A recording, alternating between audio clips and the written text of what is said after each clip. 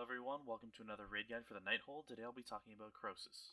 Like usual, I'll keep this quick so you can get in there and get some revenge for Tyrion. Krosus is pretty much exactly the same on Heroic and Normal, the only difference being how hard moves hit. You'll be fighting this boss on a bridge which he'll destroy over the duration of the fight. It has 4 segments that he's going to break, and if he breaks the 4th segment, you die. The first thing you need to watch out for is slam. He's going to slam his fist down on the bridge doing damage, and every 3rd slam is going to break a part of the bridge off. You can see where he's going to break by looking for cracks on the ground. When he's casting or about to cast the 3rd slam, you need to run back past the cracks or you're going to fall into the fell pea water and die. Whenever he casts slam, there will be 2 circles on the bridge that tanks need to stand in to absorb some of the damage. If tanks don't stand in this to absorb the damage, it'll do massive raid-wide damage. Tanks, make sure you're using cooldowns during slam to avoid some of the damage. Because every 3rd slam breaks the bridge, everybody's going to be running out and there's going to be nobody to absorb the damage of the slam. Healers need to make sure that they're ready for this. The boss will cast an ability called Fell Beam, which is a cast on either the left or the right side of the bridge. Simply move to the side that he's not casting. You can see which side he's going to cast by which hand he raises to cast it. If you have DBM, it will usually have an arrow that will point to the side that you need to move to.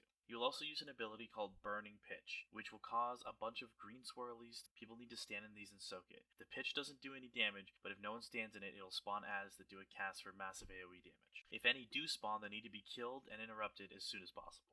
Ranged need to watch out for a move called Orb of Destruction. It does damage to the raid based on how close players are to the explosion. If you get targeted by this, get as far back in the room as possible. Use a blink, disengage, or whatever you have to get away. We used a Warlock portal when we had a Warlock in the raid.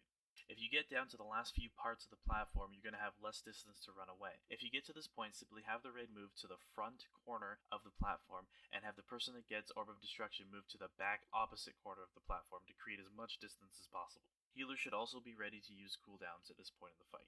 Tanks have to deal with a stacking debuff called Searing Brand. Taunt around an 8 stack or whenever it falls off the other tank. If there's no one within melee range of the boss, he'll do AoE damage to the whole raid, so make sure there's always someone in melee range, like the tank who's hopefully tanking the boss. Lust at the beginning of the fight, this is a DPS race, so make sure you bring your A game.